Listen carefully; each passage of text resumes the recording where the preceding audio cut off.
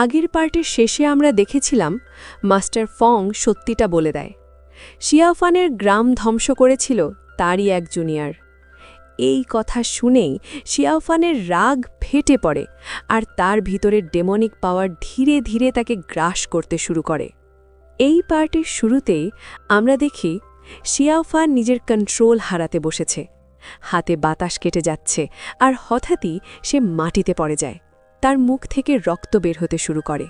এটা দেখে জিনিউ রেগে আগুন হয়ে যায়। সে সরাসরি কিছু ছাত্র মিলে জিনিউকে ধরে ফেলে। তবুও সে চিৎকার করছিল, আমি ওদের মেরে ফেলব। তখন মাস্টার ফং ফোর্সের কারণে সে কন্ট্রোল হারিয়ে ফেলে।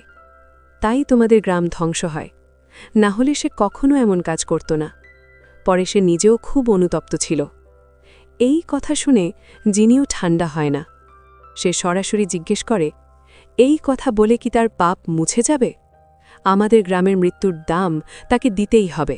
এদিকে মাস্টার ফং কিংইউন সেক্টের মাস্টারকে বলে, আজ শিয়াওফানের যা অবস্থা, এর জন্য পুরো দায় টিয়ানিন টেম্পলের, তাই তাকে দোষ দিও না। এই কথা শুনে শিয়াওফান হঠাৎ করে পাগলের মতো হেসে ওঠে, আর সেই হাসির সাথে সাথে তার ভিতরের অন্ধকার শক্তি বাইরে বের হতে শুরু করে। মাস্টার ফং বুঝতে পারে পরিস্থিতি খারাপ হচ্ছে।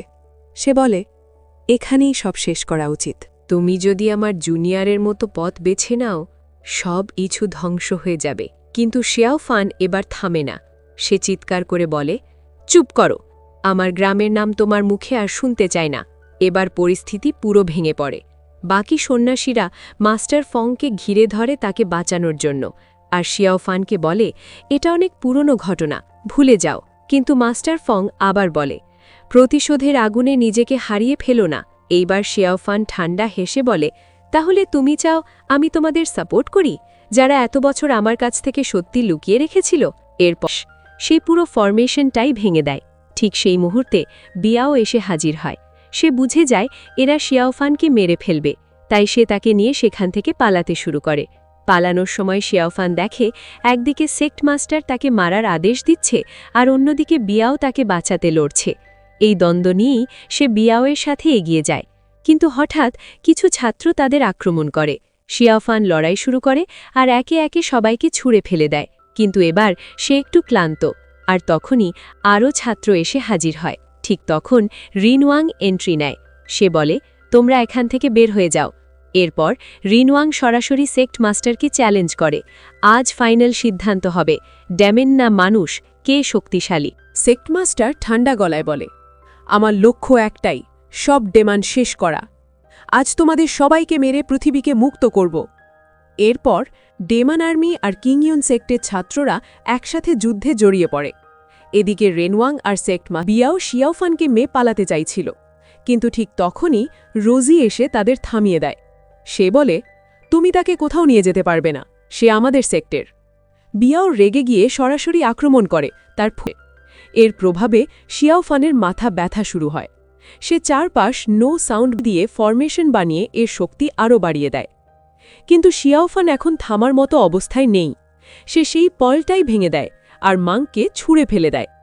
মাংক বুঝতে পারে ওই ডার্ক ফোর্স শিয়াওফানকে পুরো নিয়ন্ত্রণ করছে। সে সেটা ছিনিয়ে নিতে চায়, কিন্তু ব্যর্থ হয়। আর তখন শিয়াওফানের আগুন আকাশ ছুঁয়ে ফেলে। রেনওয়াং বলে, এটাই কি তোমাদের ধার্মিক পথ? সেক্ট মাস্টার রেগে যায়, তোমার মাথা কেটে দেব, তখন বুঝবে। এদিকে মাংক শেষবার চেষ্টা করে, এখনও দেরি হয়নি, নিজেকে কন্ট্রোল করো। কিন্তু শিয়াওফান শোনে না। সে আক্রমণ করে আর মাংককে ছুঁড়ে মারে একটি মূর্তির উপর। এরপর শিয়াওফান তার পুরো শক্তি ছাড়তে শুরু করে। চারপাশ ভেঙে পড়তে থাকে, মানুষজন উড়ে যেতে থাকে। এদিকে রেনমাং সেক্ট মাস্টারকে চেপে ধরছিল, তাই সেক্ট মাস্টার ডাকে, গার্ড ড্র্যাগন। ড্র্যাগন এসে এক আঘাতেই রেনওয়াংকে দূরে ছুঁড়ে ফেলে, কিন্তু রেনওয়াং আবার উঠে দাঁড়ায়।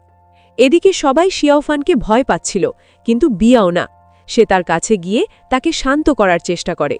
অবশেষে শিয়াওফান একটু শান্ত হয়, আর তারা আবার পালাতে শুরু করে।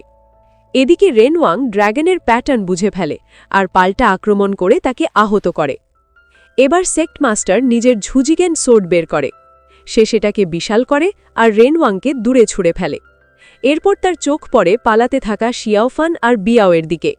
সে নিজের মনে বলে, আজ তাকে বাঁচতে দেওয়া যাবে না, না হলে ভবিষ্যতে সবাই আমাকে দোষ দেবে। এরপর সে তৈরি করে মিলিয়ন সোর্ড ফরমেশন। হাজার হাজার তলোয়ার একসাথে শিয়াওফানের দিকে ছুটে আসে।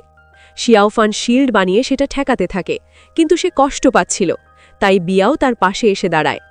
অবশেষে শিয়াওফান সেই আক্রমণ এড়িয়ে যায়। কিন্তু এখানেই শেষ না।